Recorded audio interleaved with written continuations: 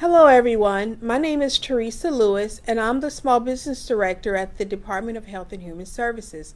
Today, as part of our acquisition training series for small business, we have a wonderful guest. Her name is Barbara Weaver. She is the Small Business Administration Procurement Center Representative that represents or supports most of the agencies within the Department of Health and Human Services. Barbara, thank you so much, and we truly appreciate you being here. Well, it has been wonderful to be here and finally meet the small business specialists and other people who are part of this remarkable agency.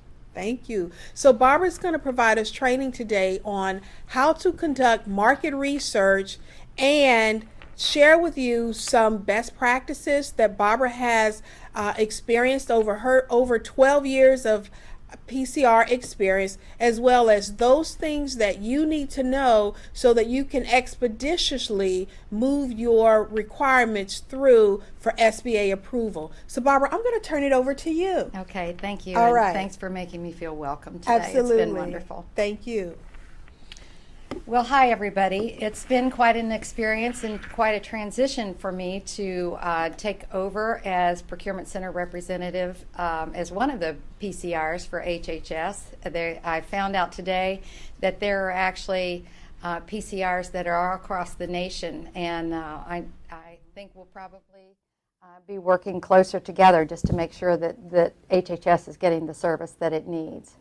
We're going to be talking about market research today, but I have a few introductory comments as your new PCR to address. So let me just say, starting out, that I serve SBA as Procurement Center Representative and as a Commercial Market Representative. I wear two hats.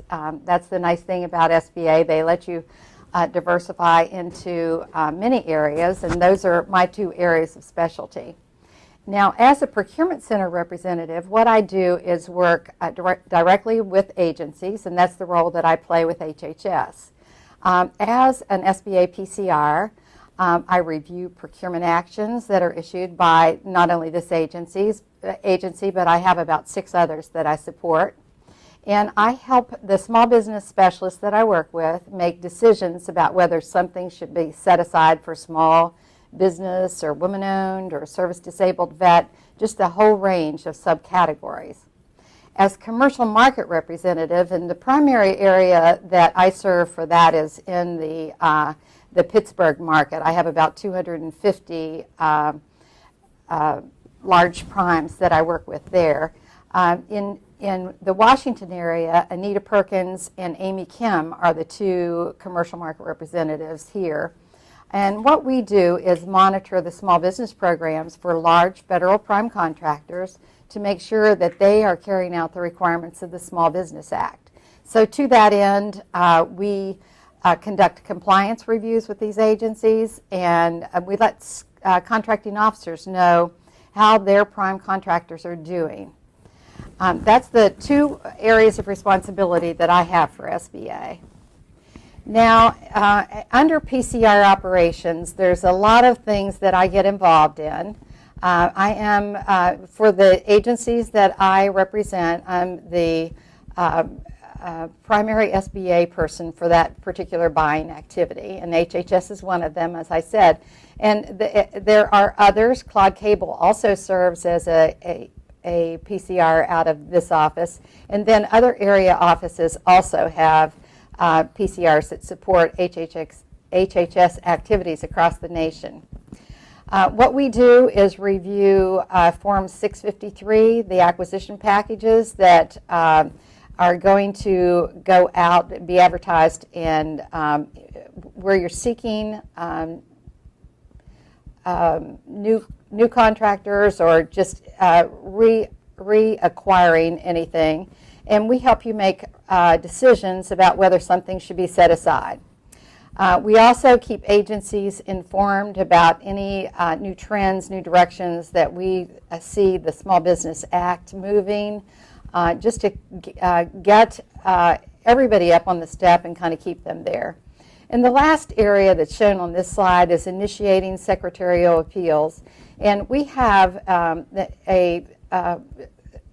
multi-tiered process that allows us to take exception to a decision that an agency has made, and when we see the opportunity for small business. So that the reference for that is FAR 19.402. PCRs see a whole raft of documents. Of course, we get the Form 653 and all of the documentation that goes along with that, like the justification for other than full and open competition, statements of work, acquisition plans, market research, government estimate, and on.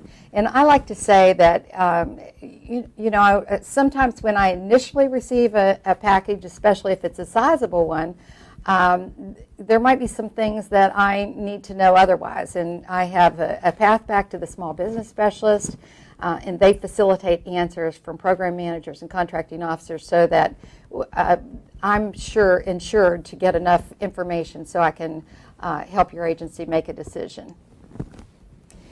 SBA and HHS operate under an annual plan of operations. The 13 CFR 125 and FAR Part 13 give us the authority for that.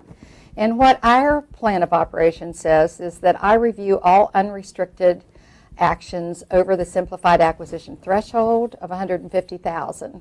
I'm also, pursuant to that plan, obligated to conduct periodic training for agency personnel, and also to do reviews in discrete areas. And Teresa Lewis and I have been talking today about what would be the best way that we can handle those reviews, and we're going to try to do it virtually. So we can, SBA can go in and spot check on how your agency is doing in certain areas.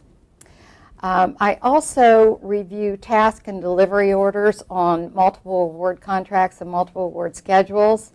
I look for bundling activity and any consolidated procurements, all of those things. And then post-award, as your procurement center representative, I review subcontracting plans that are valued, and these kick in when an acquisition is valued over $650,000.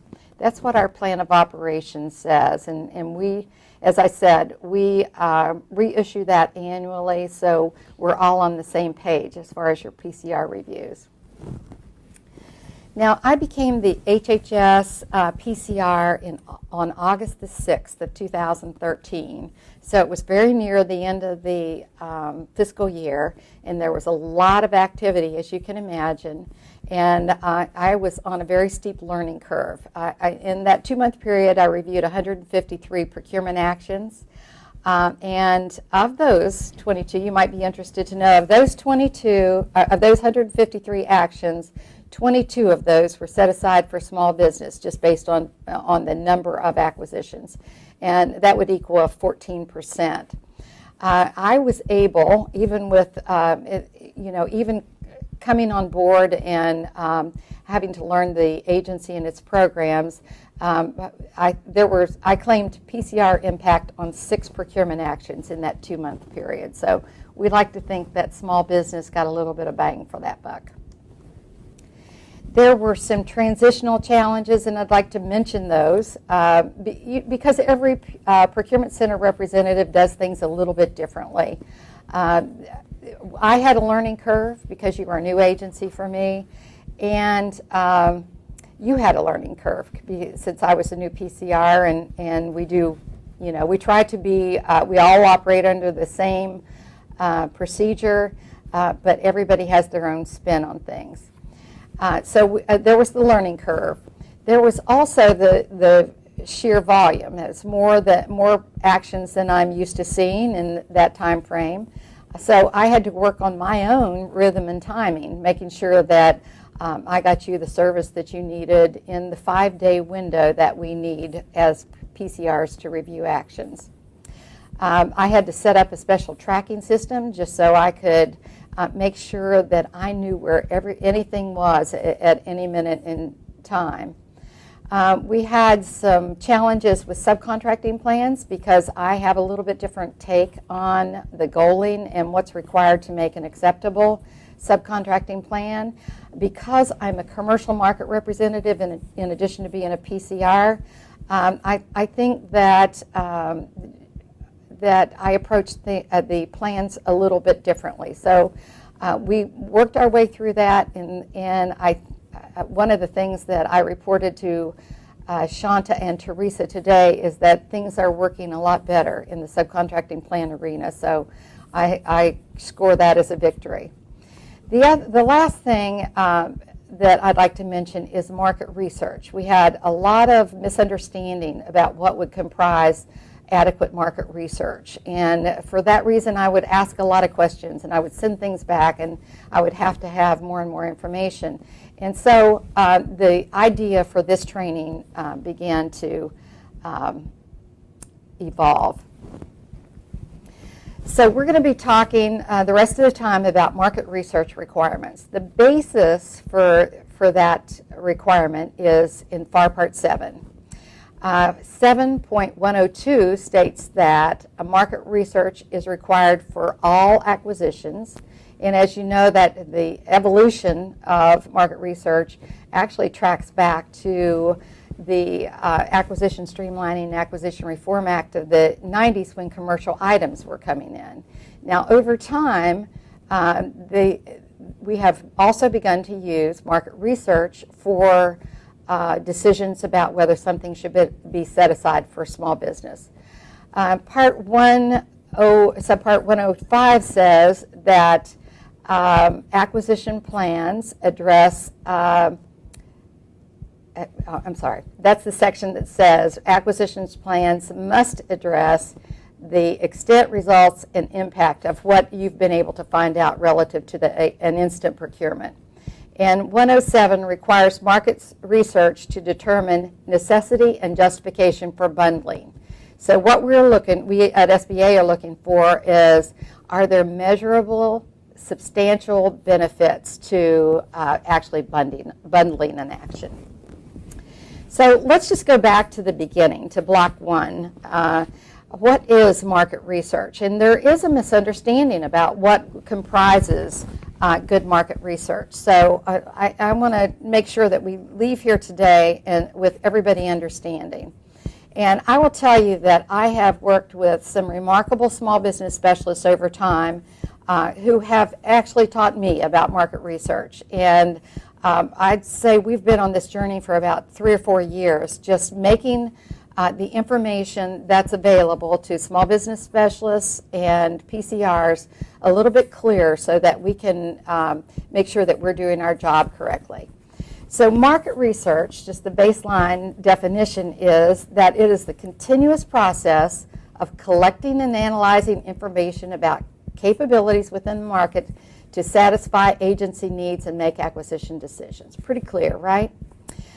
There are kind of 2 levels of market research that I like to talk about, the first being strategic and the second being tactical. And really, you need both sides of these. So who does market research? It varies. I have some agencies where the burden is totally on program personnel and contracting officers tend to be reviewers.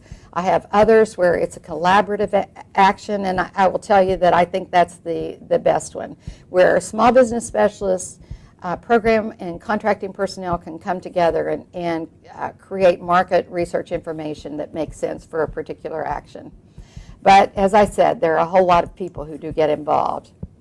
Now, remember I told you there are 2 sides of the market research coin. The first being strategic, which we call the long view. Under the strategic market research environment, that's the information that those who are experts in a particular field or a particular acquisition, it's the kind of the general knowledge that they always know about. It is, if you are buying research, then you know who is available, you know who the best people are, you know where new businesses might be emerging into the field. So it's kind of a general understanding of what's out there. we call it an iterative and ongoing process, not aimed at any particular procurement action. You just have lots of feelers out there, and you're building your knowledge base about a particular item. Strategic methods could include just trade journals, which we all have lots of those to review, articles in the newspaper, your involvement with trade and professional associations, your attendance at conferences.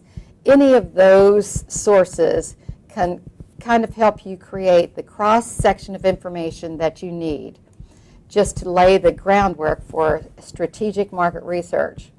Now, tactical market research is very specific to a particular procurement action.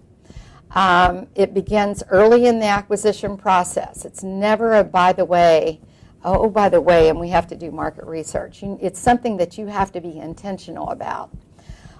It's used to identify prime contractors or sources of supplies and materials, and it's used for one purpose. It's in making acquisition decisions.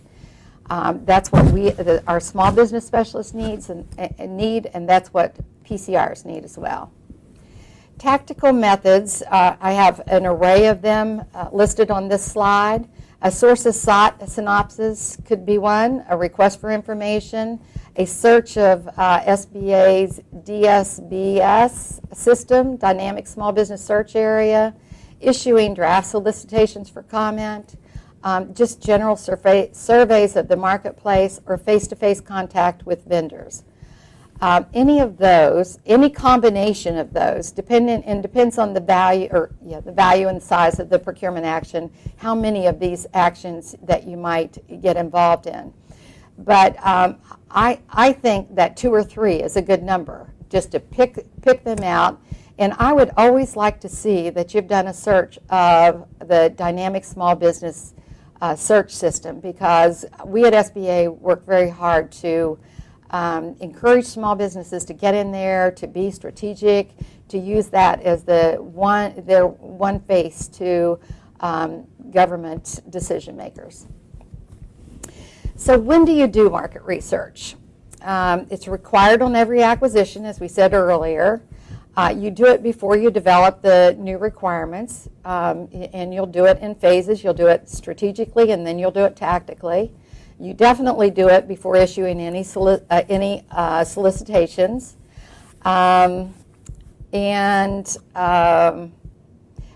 There's special considerations for bundled and consolidated contracts. So that's kind of the when part of market research.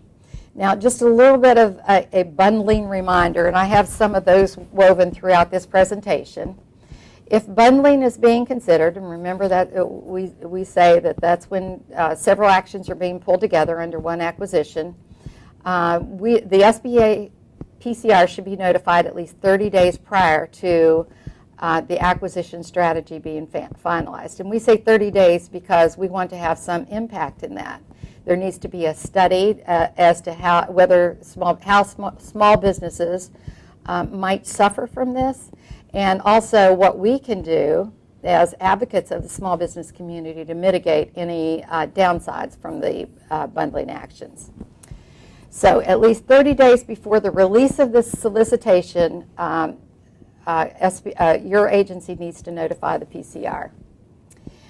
A little bit of back to the market research, where you do market research, and I have several slides on this. I am the Google queen. I still use it for everything, but there are lots of other good search engines out there. Feel free to go look at any of those, and it's amazing the wealth of information that we have available at our fingertips now. There's also print media, newspapers, professional publications, just different items. And as I said, I wouldn't be an SBA employee if I didn't encourage you to use dynamic small business search. That should be part of every single market research document that you send out. More about where to conduct it, phone conversations. Industry is always trying to find a way into government agencies. Hopefully you are always open to that, to accepting line cards and information about them. I also love it when government agencies go out to networking events, trade fairs, expos, any place where we routinely see small businesses. I think it's important for small business specialists and for program personnel to show up at those places. Procurement Technical Assistance Centers, I've always worked with those along with small business development centers. They are both what I consider resources for SBA in helping small businesses. I love to refer small businesses to them for their areas of specialty. And they're also a good place if you're out there looking for specific talent. Those organizations, in my experience, will do anything to help you find the small business talent that you need. And there are a lot of civilian business associations, a lot of ways to get information. As I said, select a healthy mix depending on the size of the procurement action, and that will satisfy not only your curiosity about a particular acquisition, but your small business specialists and your PCR as well. How often should you do market research? We like to see, well, I don't like to see any information that's more than 12 months old. And the newer the information is, especially, these are dynamic times, things are always changing, more and more information is available out there. So I would say even if you have to start with old market research information, update it. Go out there and see again what you have and fold that into the information that might already exist. So specifically, how do you do market research? Well, you start with whatever it is you're buying. So you pick a subject or in a description, and you decide the next thing you need to think about is what's the urgency of this acquisition. What do you know through your strategic market research? How is technology involved? Where is the availability? How complicated is it? So any of those factor into how you're going to go about doing your market research. And just as a side note, when you ask for sources sought, when you go out on a sources sought, one of the things that the bar is pretty clear about, that you just request the information that you need to make a decision about how the acquisition is going to go. You can't ask for a full-up proposal at that point in time. So just be careful when you are doing those kind of notices.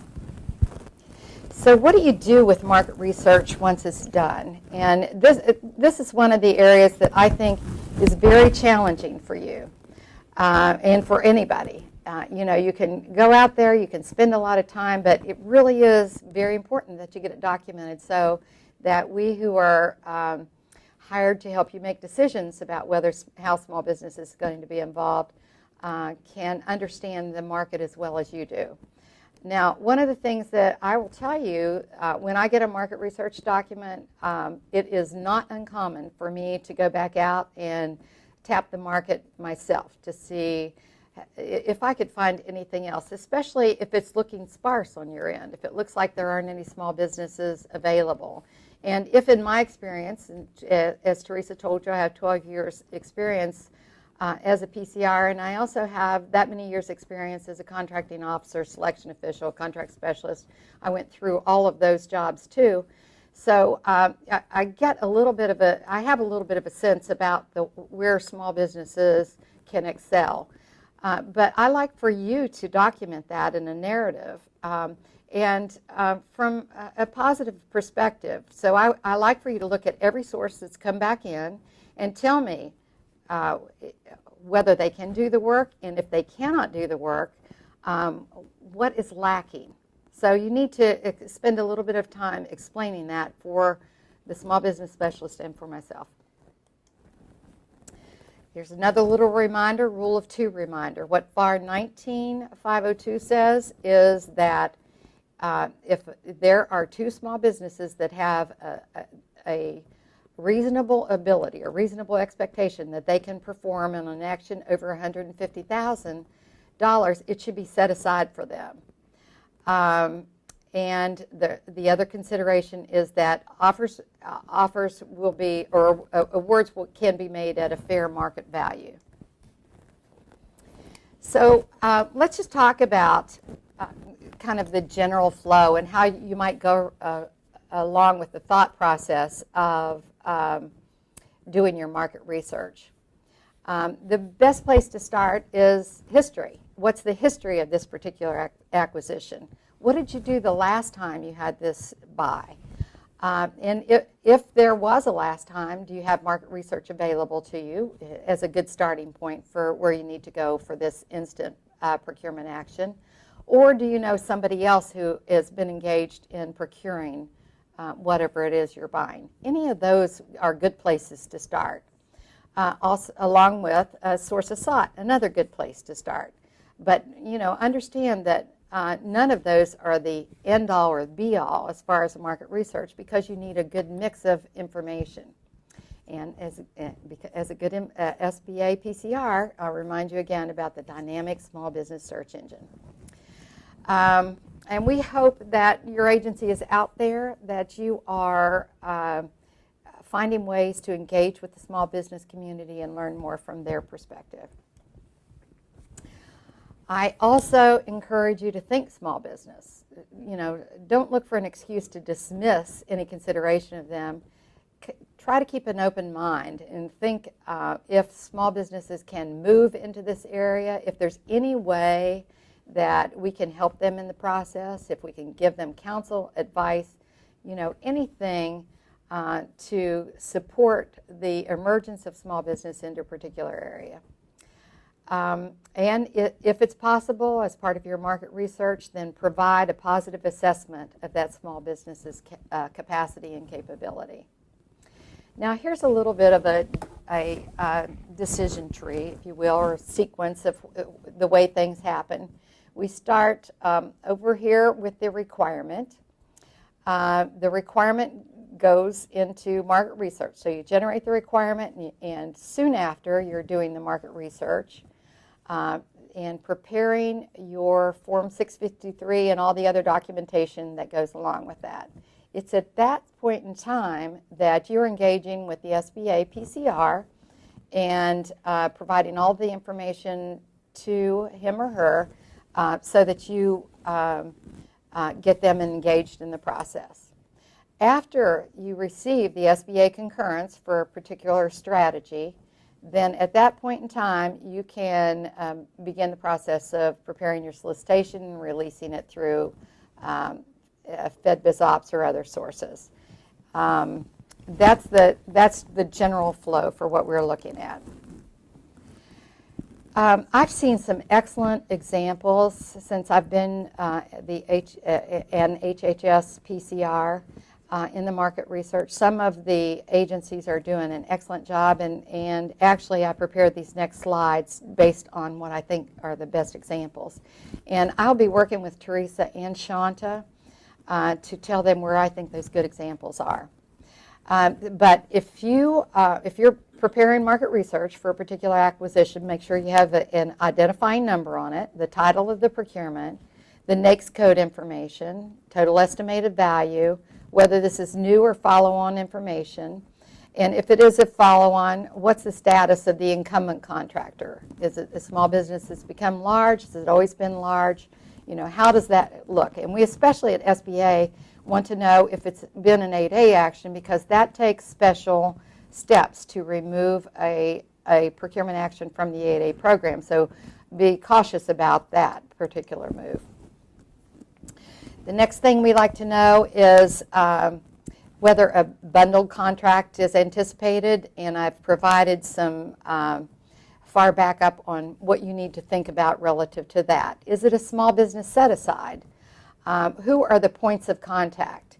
And this is so small business specialists can go back and answer any additional questions. That's one of the things that they have to deal with when they're working with me is, I just might have a question come up out of left field about something, and there really is a lot of back and forth as we're coming up with the decision making here. Give us a description of what you've actually done relative to the market research. and what the results were, who came forward. And then for the purpose of this instant application, provide a narrative stating whether the sources that came back to you are capable of satisfying the agency's requirements, and if not, what they're lacking. You can address items like the availability of commercial items. You can talk about contract type, any of those things that figure into the analysis of capability.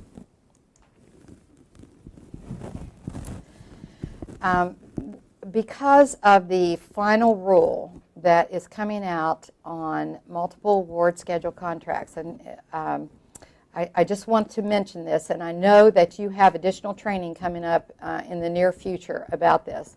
There is a final rule that SBA came out. It's part of the Jobs Act implementation, and it is effective 12/31/2013, so it's already in place.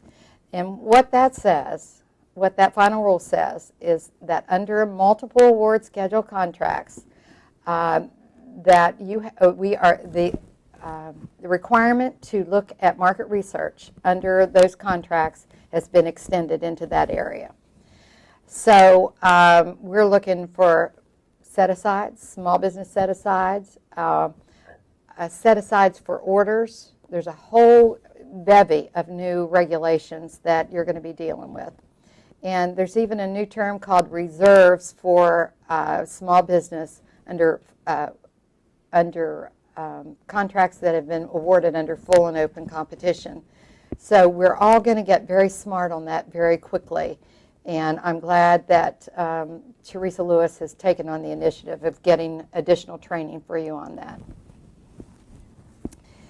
Now, one of the things that the Jobs Act made very clear, and I was glad because there was a lot of confusion about parity among small business programs. But they finally resolved all of the questions that any of us had about that. And now what the law says is that you, as acquisition officials, must first, on buys over $150,000, you must first consider whether hubzone, 8As, service-disabled vets, or women-owned small businesses, any of those four categories can perform your action. Only after you've made that consideration can you think about a small business set-aside. So first you're going to be looking for one of the special subcategories. Then you can go to small business set-asides, and then finally, and only then, can you go to full and open competition. Let's talk just a minute about finding 8A and hubzone firms, because that takes a little bit of an extra spin on things. That information is found in SAM, in what we used to know as the Central Contract Registration, and it's also in the Dynamic Small Business Search Engine. And if you are looking for those categories of businesses, those are two places you can go. And you need to know that SBA does some due diligence to make sure that the Dynamic Small Business Search Engine is always up to date on whether somebody still has hubzone categories and 8A categories. So that is one place that you can trust that information. It is, I don't want to say untrustworthy in SAM, but it's just not that up to date. And we are, as an agency, paying very particular attention to that. So in summary, let me just say that I believe the key to acquisition success is to start your market research early and invite many team members to assist, including PCRs, small business specialists. Thoroughly research all solicitations over 100,000. Document and learn how to document that research information so that it's available to your colleagues. Send that information with your Forms 653, and make sure that you're describing the government needs in sufficient detail when you're doing all of your market research. Finally, I would say that understanding small business programs and the market research that's necessary to finding the small business talent that exists in this nation is critical, not only because it's the it's the regulatory thing to do, but because it's the right thing to do. We think that small business, there's a good reason to support this segment of our economy, and we hope you'll help us in extending and strengthening the small business base in this country. Thank you for your help, and thank you for all you do for small business. Thank you. That was phenomenal. Again, we truly appreciate you being here.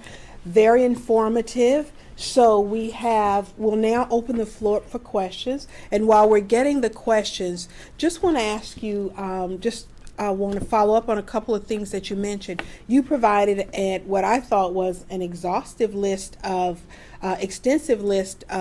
market research documents. Can you tell me what happens when a contracting officer, what if they don't provide you with adequate documentation? What are your next steps? Well, I have to satisfy myself that that information is out there. So if I get inadequate market research, the first thing I do is I start my own research process. And if I'm able to find small businesses that are available in a particular NAICS code for a particular acquisition, then I'm going to be going back to your small business specialist and making a suggestion that you need to consider a small business set-aside or one of the subcategory set-asides. Okay, very good. So I don't just accept, I can't, by regulation, just accept the information. That's why I like to get information that is as thorough as possible to give me a starting point so that I know. So we have several questions, and I will start with the first one. Let's see. All right. Is this all of our questions? These are our questions to start. So we have right now about 20 questions. And the first one says, And you're going to be with me here. I will, and I will help you. I'll read and I'll let you respond. Okay. And so the first question is, you said one of your transitional challenges was the subcontracting plans. What were the problems and what was changed, or what should we do differently? That's a great question, and it's one that we talked about today during some earlier meetings, so I can address that. The biggest problem was that there are minimum goals that this agency has had placed on them that you should be meeting in the subcontracting arena. And initially, I saw many subcontracting plans that had no goals. Some that where service disabled vet might have had no goal, a women-owned business might have had no goal, and that the laws are very clear about that there is a certain level of goaling that a prime contractor should be striving for. So I would receive subcontracting plans that did not meet the minimum requirements and did not have any explanation or justification. So I need to be looking at market research on these subcontracting plans. Tell me why I should approve a plan that has no hubzone goals when it's the law of the land. Well, Barbara, HHS has a goal that was established by SBA for subcontracting at 33%. However, for the other goals, the sub-goals, the veteran, service disabled veteran, hubzone, we have 3% subcontracting goals. And then for women, we have a 5%, and SDB a 5% subcontracting goal. So given that SBA has established those goals, are you looking for those and when you review the subcontracting plan? Well, that's one of the things that we talked about today, because I had been relying only on the minimum government goals. But I think I need to support my agency who has placed these other goals on HHS, and Teresa agrees. So I'm going to be changing that up a little bit and looking for looking to support HHS's ability to reach those goals in the subcontract arena. So we're looking at 34% now, yes. Okay, very good. I've received several questions about our new small business review system, and the questions are we going to go through them during today's presentation? And that answer is no. We're not going to go through them in today's presentation. You can, however, go to sbrs.hhs.gov, and there we do have a training webinar on how to use the system, as well as a user manual, and so there you'll find the information that you're looking for on the HHS Small Business Review System. So Barbara, let me see if we have any additional questions. Let me just say that I'm very excited about SBRS. It's going to help speed things up for us. And we're still struggling through connectivity and a few other issues, but we are looking forward to having that thing work very well. Okay, so thank you, Barbara. Next question. Does the value of work performed by small business subcontractors count toward meeting an agency's small business goals? I am sorry to tell you that it does not. That's why it's important that your prime contractors are reporting that information, just so it's available. And that's why you as an agency have a responsibility to manage your plans to make sure that information is getting into ESRS, so that we have some way to measure that. So that was one of the things that Teresa and I have talked about. We're going to be, one of the virtual reviews we're going to be doing is, how are you doing at managing those subcontracting plans, and are there any consequences to prime contractors that really aren't putting forth a good faith effort? Very good, thank you. Let's see. It sounds like mostly at the contracting officer level. I am a kotar at NIH Bethesda. I have a purchase card and I'm required to do market research for a purchase. Is there a conflict at my level of job or project that is forwarded to the contracting officer level as far as market research? Well, as I told you, every agency does it a little bit differently, and I think it's very appropriate for a kotar to be doing the market research. You, as kotar, are the one who has, first of all of the strategic information. You know your buy better than anybody else, and you should be feeding that information to the contracting officer. The contracting officer might have other things that they would add to it or supplement, but I think that all market research should start at the technical level. Okay, very good. Next question. For planning purposes, about how much time on average should an acquisition team dedicate to adequately conduct and document market research? Well, my favorite answer for that is it depends. If you have a contract action that is $190,000 and you have some good historic information that you can pull off the shelf and update, then you're not going to be spending hours and hours. But if you have a $293 million procurement action, I would think that you would want to look at more than 2 or 3 sources. You would be out there combing the world to find small businesses that could help you. I just had the opportunity to work with Anthony Josie on a procurement action, and he had worked very closely with his group and to come up with a strategy that really made sense on a very large buy. And they spent a lot of time, I know, and looked at a lot of different resources. So it depends. Where can we get the biggest buck? I will tell you that it's very easy at the smaller level to do that research quickly. When things get complicated and we're looking at consolidated actions, then it gets a little bit harder, and we have a higher level of expectation. Very good. And Anthony Josie, thank you very much, is one of our small business specialists. You have excellent small business specialists, and I so enjoy working with them. They are on this learning curve with me. Yes, we have a great team here at HHS. She did not pay me to say that. All right, Barbara, next question. Is there a specific number at least a minimum of vendors we should include in market research? I think the only number that I have seen, actually that has to do with the market research that's being done with multiple award contracts. So I don't know that there is a minimum.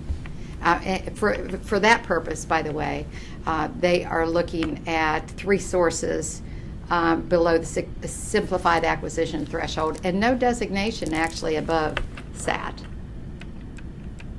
Okay, thank you.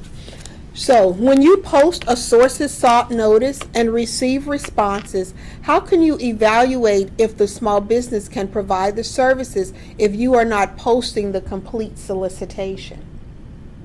Well, hopefully you have enough information. You have put enough information in a sources sought that with enough direction to the small business community that they will feed you the information that you need.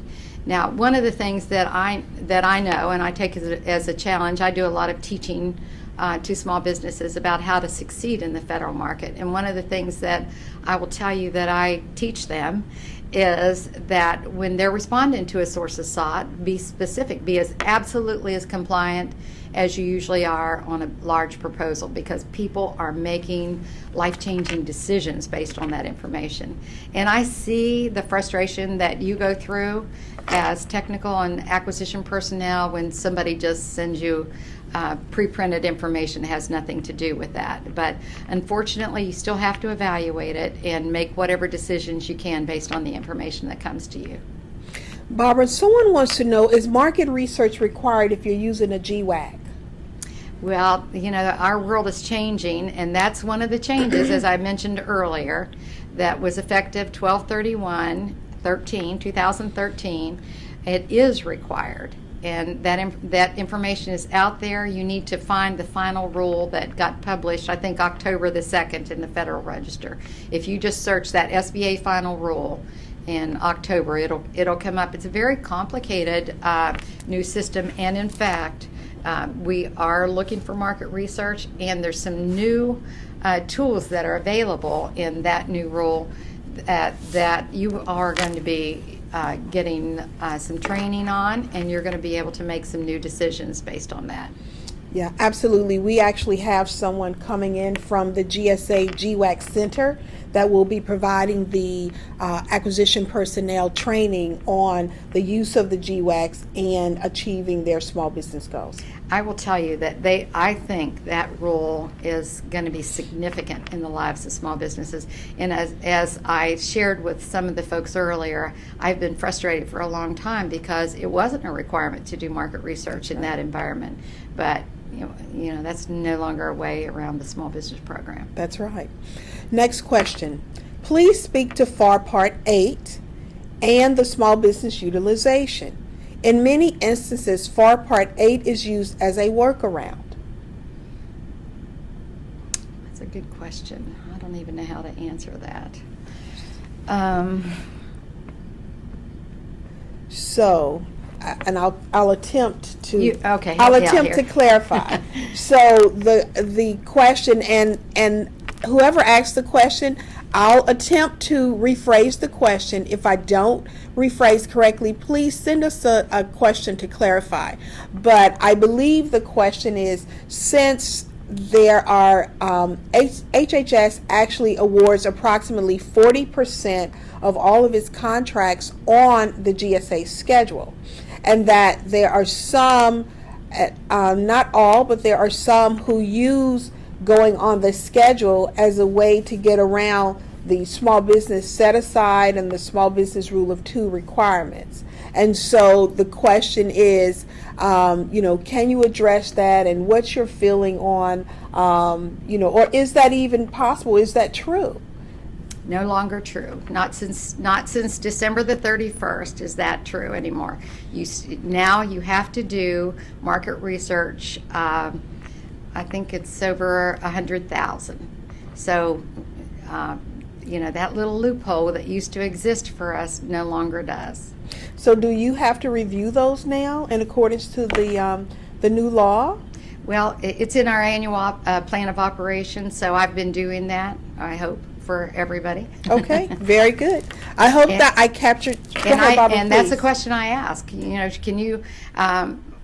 One of the things that I've always felt like is that we needed to be looking at that anyway. So I've been asking that question actually since the Jobs Act passed. Yes. And initially it was passed as a discretionary item for the contracting officer, but that's no longer the case. Okay, very good, very good. So, Thank you for rephrasing that. yes, and I hope I captured it correctly. If not, please feel free to send us another question to clarify, and we'll make every effort to address it properly. So, next question. If a small business costs more, are we required to still go with the small business? How is the best way to handle this? Well, you still have that responsibility to make a fair and reasonable buy for the federal government. So, I can tell you that my level of expectation isn't that you pay more money for a small business. But you know, you're going to have to show me that documentation if you think there's nothing in the regulation that says we have to pay more just to get a small business on board. Now, Barbara, when I worked at the Small Business Administration in several of the program offices, I remember many of them stating that fair and reasonable was considered to be within 10% of the next offerer.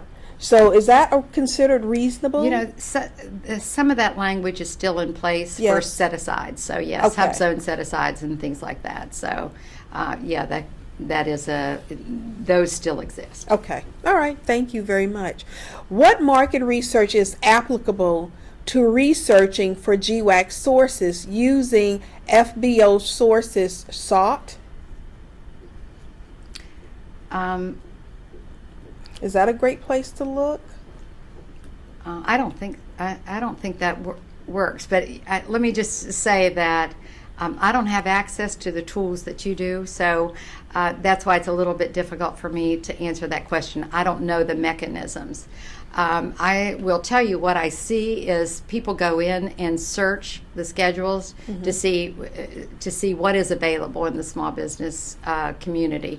And the other thing that I love is kind of been an evolutionary process, but you know, we have many small business schedules now, and I love having the availability of those, where nobody but small businesses could participate in those procurements. So would you find it acceptable if a contracting officer issued a sources sought notice on FedBizOps for small businesses that are hold a GWAC contract? Would you accept that as sufficient market research? I think so, yes. That would be sufficient? Okay, great. Well, here's a follow-on to the GWAC question. What if the GWAC is a small business GWAC, such as here at HHS, we have the NIH NITAG, the CIO SP3 small business. Is that any additional market research that needs to I don't believe so, but I will tell you, just on behalf of other PCRs across the nation, some of them like to get into and look at a subcategory availability, especially if you are not meeting those goals. So just be aware of that because I'm not speaking for every one of your PCRs. So if you're not doing your service disabled goals, for instance, some PCR might take it upon themselves to help you move that along a little bit better. Okay, very good. So I'm receiving several questions on when is the GWAC and market research training going to take place.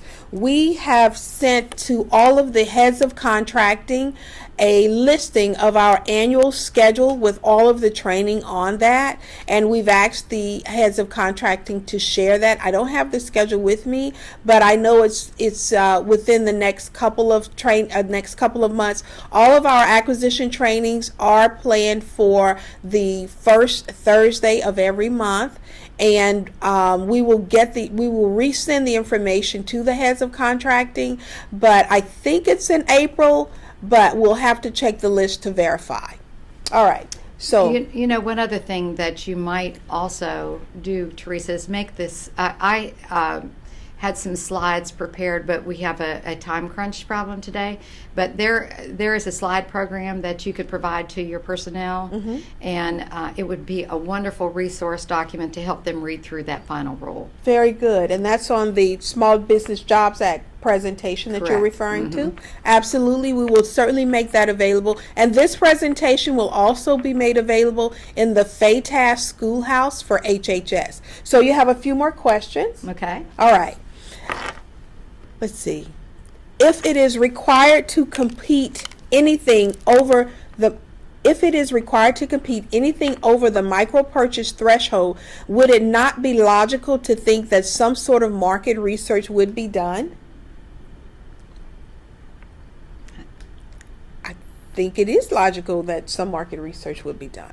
I think so, but I think the law doesn't kick in until a higher level. But I think That's right. procurement agents, I think that they do that. I have worked with several over the years, and they understand the market and make decisions based on that.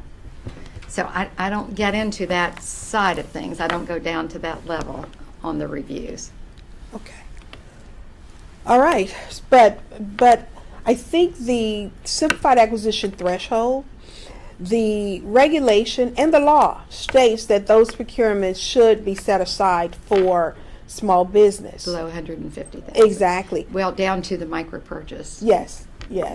And so, but that doesn't always happen. But it is expected.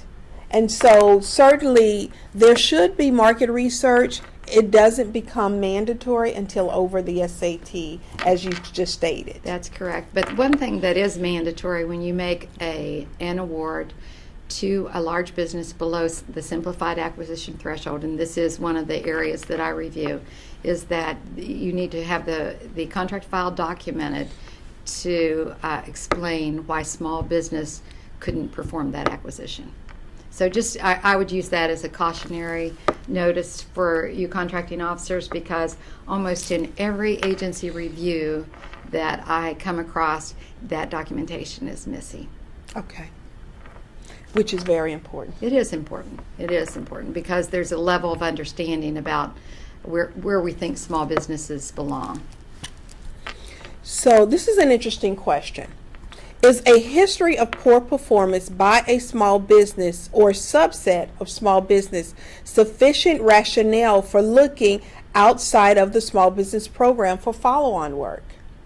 Well, I would think that before you would look outside the small business program, you would look for small businesses that do have the capacity and have a positive performance record. So I don't think one bad apple is going to spoil the whole tree. So I would just ask that you deepen your research to look for other small business capacity.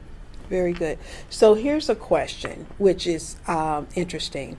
Per the HHS acquisition regulation, it states that a sources sought notice cannot be used to obtain capability statements that are evaluated and determined acceptable or unacceptable.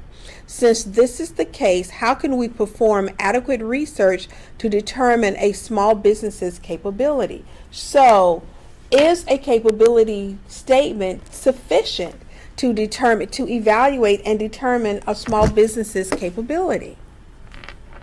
Is that so?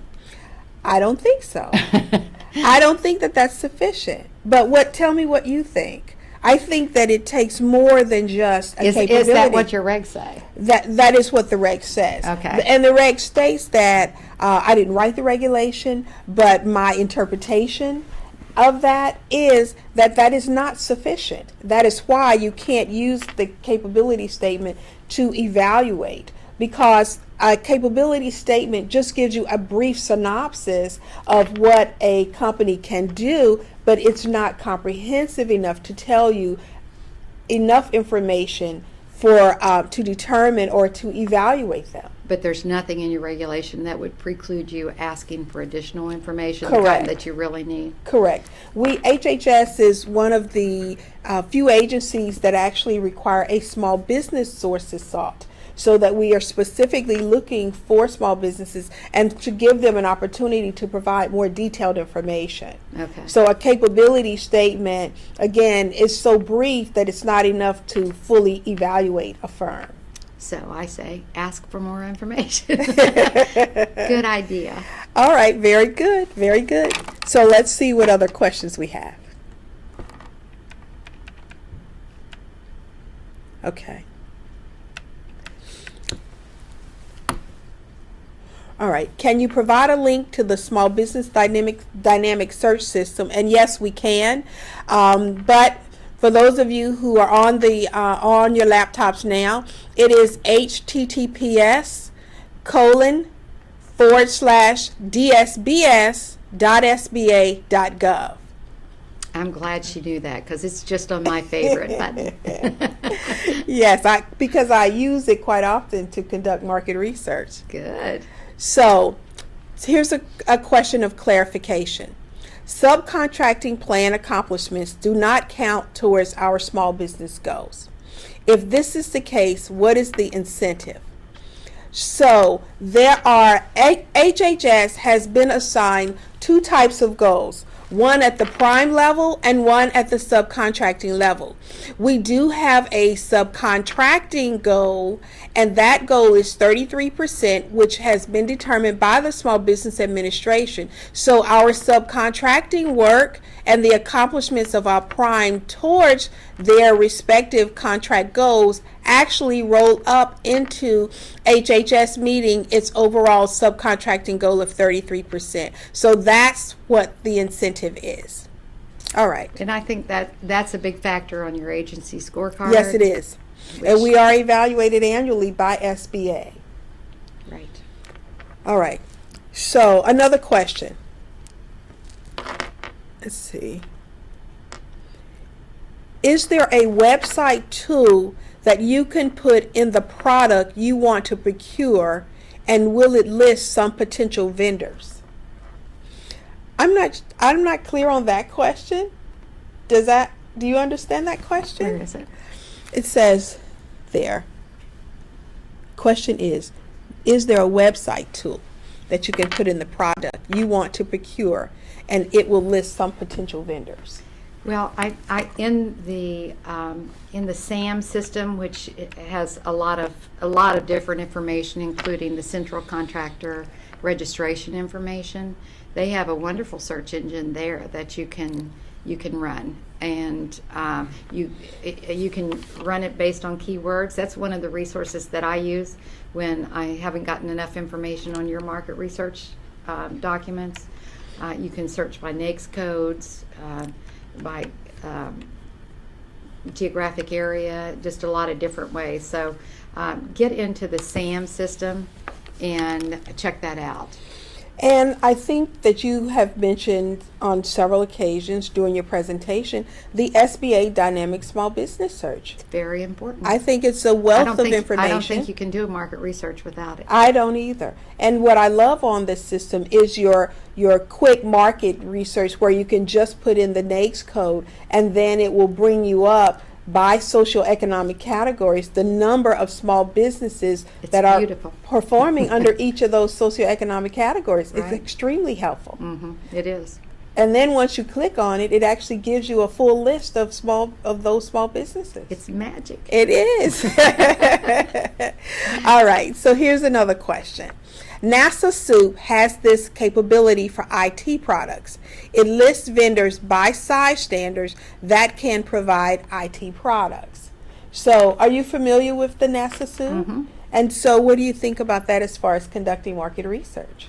I handle the SOUP contracts just like I do GSA contracts, and that is, the first question I ask is who has the SOUP contract that's a small business. So, and SOUP, I think NASA has done a better job than GSA perhaps in the creation of these small business multiple award contracts. I know that GSA is absolutely focused on that, the small business instruments. So I see a lot of potential for strengthening our a small business space just using these contracts, and it was something that needed to happen. I understand the use of them because I've been on the procurement side. I know the economies of scale, why it's important to use them, and I love that they're evolving to the point where they're small business friendly and we can actually make an impact here. Okay, thank you. So I received a question on asking that we clarify the prime contracting goal versus the subcontracting goal. And did we say that the two goals together count towards the 30? Here they have 34% goals. So let me make sure that I'm clear, and I apologize for any confusion. So SBA has a negotiated goal of 21.5% for our prime contracting dollars. So of the approximately $19 billion that we award annually, we're expected to award approximately 21.5% to small businesses. Now, at the subcontracting level, however, SBA has given us a subcontracting goal of 33%. They are two separate goals. They are not the same. They're not combined. And so that's how the goals work. And at the subcontracting level, you do have the same socioeconomic goals. So that you do at the prime contracting level, your hubzone goals, your service disabled veteran goals, you also have your women-owned goal, and you have your small and disadvantaged or SDB goals. There is not an 8A goal. Those four goals are also applicable at the subcontracting level, in addition to the subcontracting goal for veteran-owned small businesses. So at the subcontracting level, you have a 33% overall goal in addition to 5 socioeconomic goals. And the goals for those socioeconomic goals roll into the 33% at the prime contract level, and the 4 goals roll into the 21.5% at the prime contract level. I hope that further explains that, and if not, please contact your respective small business specialist and they can give you your Optive's specific goals, because even though that is HHS's goal, each agency under HHS has their own goals, which we negotiated, the OSDBU office negotiated with each of your agencies. And so their goals may not necessarily be the same as the department, but once we combine all of the goals, it allows us to achieve our overall department goals. All right, so next question. Can you repeat the link a little slower? So I've given out 2 websites, and then I will repeat those because I'm not sure which link they're referring to. So the link to the Small Business Administration's Dynamic Small Business Search is https://dsbs.sba.gov. Now, the link to the HHS Small Business Review System is https://sbrs.hhs.gov. I hope that answers your question. So let's go into the next question. Will you please reiterate why you are using a $100,000 threshold for PCR review rather than the current SAT threshold? That's an anomaly that's in the regs, and what it states is that it is still in the regulation at 100,000. I think it's just something that they missed when the SAT got increased. So, but for now, if you go to that section of the regulation, it still states 100,000. And I think that was the way it was stated when the Jobs Act was enacted as well. I don't know why it's that way. I found that interesting as well. Mm-hmm. So, all right, here's a question. Could it be they made a mistake? I just don't know. Never that. Never that. All right, so here's a question. Can you repeat what you said about mandatory documentation? What is it that for awards under the SAT, we must document why small businesses could not perform. There's a section of the regulation that says contracting officers have to document a file if you make an award to other than small business under the SAT. And I wish I carried that reg on the tip of my tongue, but unfortunately I don't. And I would be happy to provide that later if I could just maybe send it to Shanta and you can get it out. You can do it that way. Absolutely. But one of the things that I think your acquisition, well, of course you don't do acquisition plans below that level. So let me just say that I will get that reference to you. Okay. Let's see. There is a question regarding the site, asking us to cite the authority for having two separate goals, one for prime contracts and one for subcontracts. It's actually in the Small Business Act, so it's the law, and also in different parts of the FAR, but in all in Part 19, but different sections within Part 19. So let's see. Next question. Do you believe that a department's assigned small business subcontracting goals need to be considered as a minimum on all subcontracting plans on contracts? I do, unless there is a stated justification for that. So it's not, you know, I have to see, you have to give me the reason why that couldn't happen. And you know, there are a few out there. Sometimes it happens, but it doesn't happen often, I will tell you that, because I think prime contractors have a responsibility to fulfill their duty of maximum practicable opportunity to small businesses. And it's our job as federal officials to make sure that they're doing that. It's how we manage our primes. Very good. So I received a question, and the question is, what is the website address for the SAM system? It is www.sam.gov. Easy enough. Easy enough. All right. So let's see if there are any other questions. I think this is very good. It's showing there's a lot of interest out here. And you're paying attention. This is wonderful. And we have a lot of contracting officials that want to make sure that we get it right. I appreciate that so much. That's been my experience, let me just say, from the beginning with this agency, is you really do want to get it right. And I love that. And Barbara, you'll find in working with us that HHS is truly small business friendly, and we have a lot of contracting officers that are willing to do their due diligence. So the guidance that you're providing us today is extremely helpful towards that effort. That's wonderful. So, few more questions? Sure. All right. Are there examples of market research narratives online? Wow. I will tell you that I have seen some great narratives coming out of HHS, and what I wouldn't mind doing is identifying some of those, and maybe we could use that as a good solid template. Sure. Absolutely. You want me to take that as an action item? Yeah. I would be happy to do that. Thank you, Barbara, and I appreciate that. All right.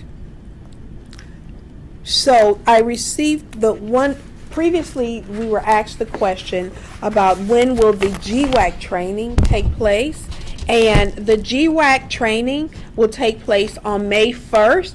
And so GSA will come in, they will provide the training, and they will also issue the delegation of procurement authority for those acquisition officials that participate in the training, so that they'll be able to use those tools immediately following this training. So that's going to be on May 1st, and we also have a presentation on April 3rd by our own NIH NITAC small office on their small business contract vehicles. So Great.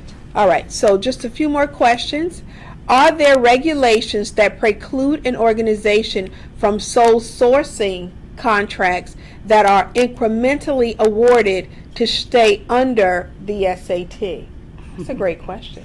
Well, there's a reg that says you may not do that, and it's pretty clear about that. So if you go to FAR 13, it's very clearly states that you can't break up a procurement action into smaller lots, so you can keep it under that. Okay. So not a loophole. All right. I think that is all of our questions today. I'm checking one last time. Here's a new question. Does the SBA have any expectations, requirements, or thresholds for total subcontracting dollars as a percentage of the prime contract? No, but I will tell you that I see agencies establish minimums, and but that isn't a process that I get involved in. Well, actually, I read in the National Defense Authorization Act that there are going to be some changes along that line, Okay. where we actually may now be required to assign the subcontracting goals on the contract based on the total dollar value of the contract. That's down at each agency level? Yes. So it will be Okay. interesting to see. I haven't had the training on that yet. Okay. So it will be interesting to see when the FAR issues their proposed rule on that. Yes. So we'll be looking for it, but expect changes in that area to come. So let's see. Total small business set aside. There's a question. Let's see, what's the question? That's a long question. Well, they provided us with the regulation, the site for the regulations, but I don't see the question. Okay. I don't see the question. I just see the site for the regulation. All right. And okay, the questions keep coming in. All right. So We haven't boarded them yet. we have not yet. Can you use a name brand on a solicitation under GSA? Okay. So that's not actually related to. I see that done, Small but you business, have but- justifications you have to put in place if you do something like that. And you have to set forth the minimum requirements that you have and designate it as brand name or equal. I think all of that applies.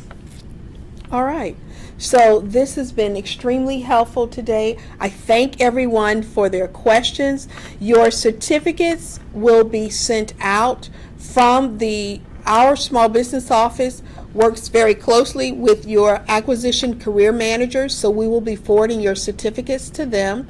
There's 1.5 COPs that will come with this training, and your training presentation will be made available in the FATAS school HHS schoolhouse. So, Barbara, this wraps up training today. I truly thank you. It was extremely informative. I really appreciate your wealth of experience that you shared with us today. And of course, you're always welcome back. If there are subject areas that you know are important for us, we welcome you anytime. And we also welcome you aboard as the HHS PCR. Oh, thank you. Thank you so much. And Absolutely. Thank you all for everything you're doing for small business. I appreciate it, and I love being on this journey with you. Thank All you. right. Thank you.